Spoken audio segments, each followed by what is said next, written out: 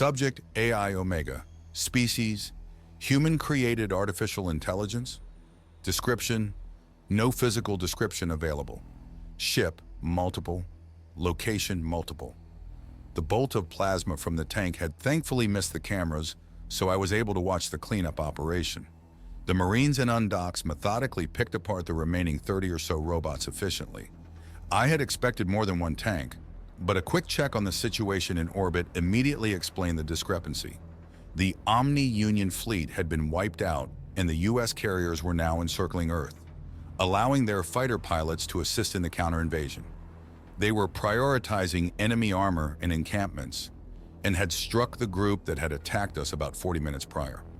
The fighters were unable to finish this group off because they were on their last bombs and had to return for resupply. The rest of the United Systems battle group was cleaning up the mess that the OU had left. Mines, drones, and other debris were all being eliminated by A-2 missiles. Deals had been made to lower the costs of these missiles. Otherwise, we would have to risk entire ships in cleanup efforts. Admiral Archibald was currently discussing what to do about the MPP debris with the other leadership in the fleet. Some of the debris is already too far into Jupiter's gravity well for safe extraction. I used a scout ship's sensors to determine the mass and acceleration of the debris, and after running some quick math, I determined that we would have a year and a half before things got urgent. Time to pull Archibald away for a moment. Recipient Admiral Archibald. I need to speak to you in your office. It's urgent. Omega. I sent the priority one, and Admiral Archibald looked away from the terminal that was hosting his call to read it. He scowled slightly as he read, then quickly excused himself from that meeting. The Admiral stood from his seat and left the bridge of the Lacedaemon, entering his private office. When he sat back down, I activated my avatar. "Greetings, Admiral," I said. "Hello, Omega. I'm surprised that I didn't hear from you sooner. What is it?" "We have a sensitive situation taking place on Earth." "You mean aside from the Omni-Union invasion?" "Correct. A member of the Directorate is planetside, along with a MARSOC squad and several undocumented civilians. The Marines and the undocks are currently protecting the Director." "Undocks? Why would they protect the Director?" Archibald asked incredulously. "Because I made them a promise, Admiral." "Wait, stop. First of all, why are there civilians on Earth in the first place?" We sounded a general evac. "The only people that should be on planet are essential personnel that are under our supervision and care. The Earth planetary government doesn't allow undocumented civilians aboard shuttles that can reach space.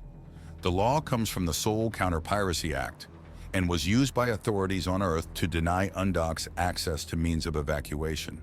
Their messages indicate that they were hoping to thin the undocks' numbers." "You knew about this?"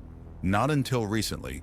I found out about the situation with the undocks after the evacuation had been completed. I could not convince Earth authorities to go back for the undocks, even with blackmail, and I had planned on staging a supplemental evacuation with willing personnel after I got the Director to safety." The Admiral looked troubled by this revelation. The politics involved were enough to give anyone pause, but I doubt that is what's troubling him. More likely, he's worried about what might happen to his men if he continues this conversation. "I'll protect them, of course, but he doesn't know that." "Okay," Archibald said, steeling himself. "Tell me about this promise that you made." "The initial goal of the undocks was to take the Director hostage as a bargaining chip to secure a means to leave the planet," I explained. "As we were attempting to exfil the Director, the undocks attacked the Marines. The invasion of the Omni-Union interrupted hostilities, and I told them that if they keep the Director alive, I will get them off the planet." "Which is why you're coming to me," Archibald said as he stood once again. "Getting them off of Earth is probably doable, but you know we can't get them out of the system until we eliminate the Omni-Union presence."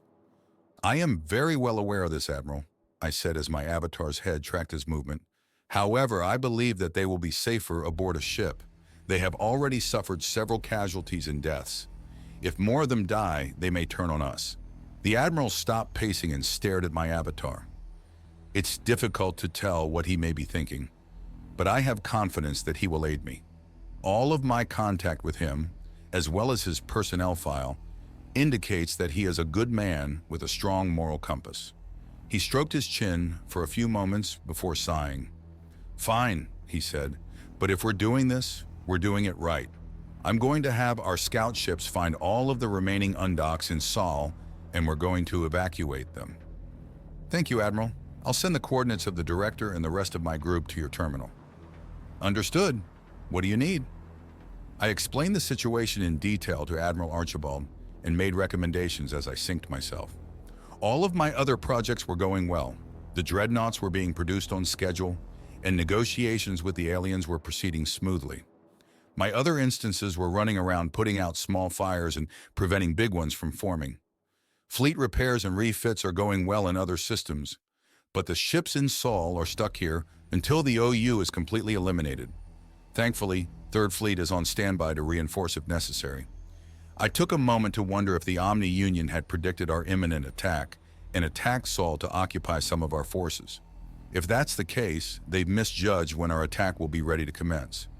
Or perhaps they misjudged how difficult it will be for us to eradicate their infantry. Either way, it won't prevent our assault. Even if we have to use 3rd Fleet to reinforce Sol, the other fleets will accompany the dreadnoughts on the eradication campaign. That we can do, Archibald said as I finished my explanation. Thank you, Admiral. That will be all, I replied and deactivated my avatar. My instance on Earth will remain there until evacuation commences, doing what it can to keep those people alive. My other instance in Sol will continue to command the orbital max. While they failed to completely prevent the invasions, they did manage to destroy quite a few OU ships. This in turn lessened the severity of the invasions.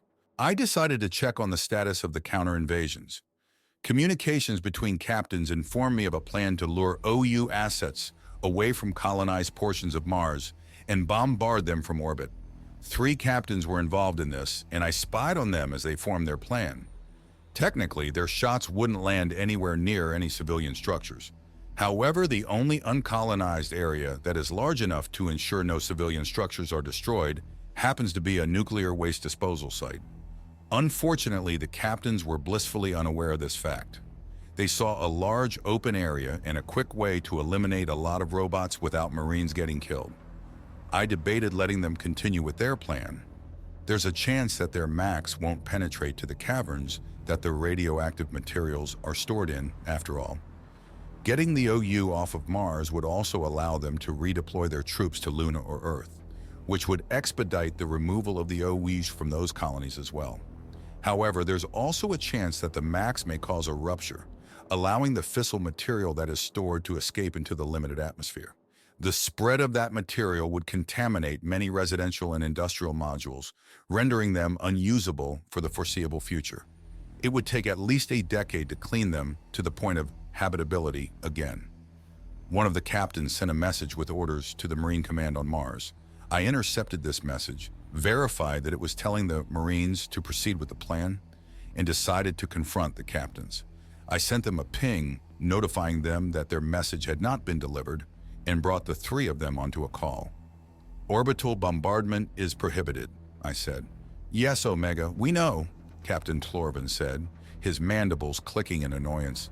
But since that order is to limit the damage to infrastructure, shouldn't a bombardment that won't damage infrastructure be okay? One of the reasons that orders aren't typically explained to soldiers when they're given is because of this exact situation. When they understand the why, they come under the belief that they know better than their commanders. In some cases, they're correct. In this case, though, certainly, my avatar's skull grinned on their screens. Then what's the problem? Captain Vorhiel asked, tilting his beak upwards defiantly. Instead of verbally explaining their fuck-up, I switched their TAC maps to a detailed topological view. They had all been focusing on the empty site, so they all immediately noticed the big red square with the words nuclear waste disposal site blinking within it. Oh shit! Captain Mansfield swore. The problem is that bombarding this area will damage civilian infrastructure, I explained. As a matter of fact, it would render said infrastructure uninhabitable for much longer than simply destroying the infrastructure would. Oof, Tlorvin said. Oof indeed, if you believe the orders you have been given are mistaken or are in need of updating. In the future, I expect you to run it up the chain, I explained. I do not fault you for taking the initiative, but let's make sure the stakes are somewhat smaller the next time you do so.